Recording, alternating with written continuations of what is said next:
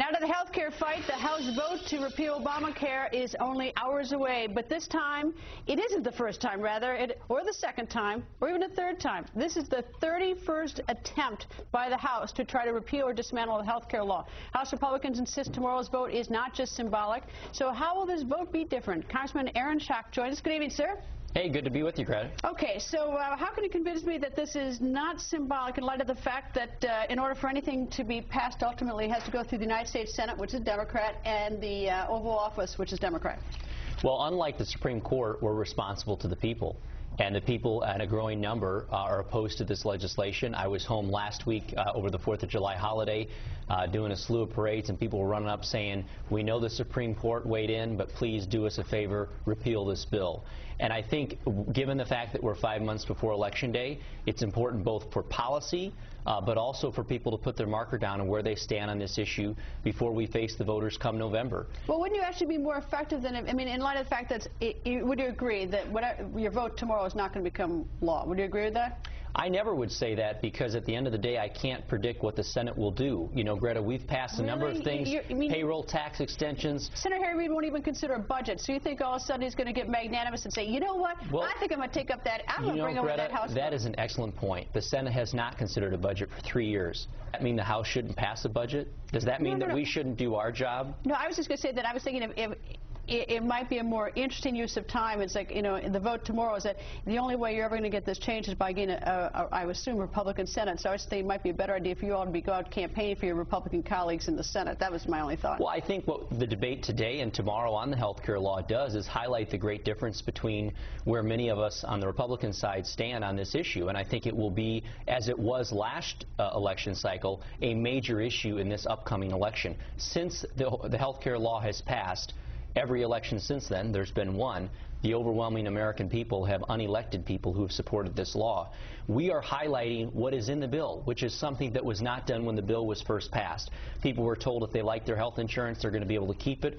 Congressional Budget Office just updated the number. 20 million Americans are expected to lose their health care coverage. The Supreme Court now has just ruled it a tax in violation of the President and many members of Congress's own commitment. It's not a tax increase. It seems to me, though, that it's also been used as a weapon, locking in some candidates, Democrats, in certain jurisdictions where it's very unpopular, and forcing them to go on the record between now and November if their constituents didn't already know it. Well, absolutely. You know, if they're in a district where they hate the health care law, but they may like other things that the member of Congress did, is they're forcing them to take a stand here and to send that message back home. Well, I think it's important for the electorate to know where their member of Congress stands, and some people have tried to be too cute on this issue and have kind of waffled back in their district, and this is an opportunity to draw a bright line on whether or not you support the law as it's currently written, as the Supreme Court has ruled it constitutional, or do you favor repealing it and doing something more in line with getting individuals more control over their dollars and less government control. Any sort of wager how many Democrats you're going to peel off tomorrow?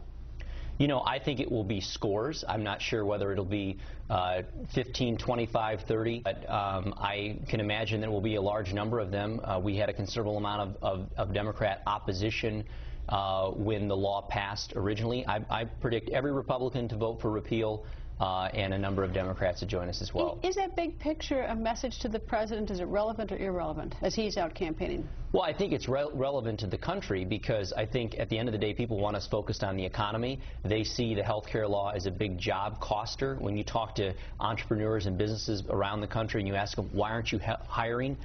Some of it is uncertainty around tax policy, which I know you talked about last night, and some of it's about health care policy. People view the ObamaCare law as a huge cost driver to hire new people, and it's one of the reasons why people aren't hiring. Realistically, though, I mean, let me get back to this.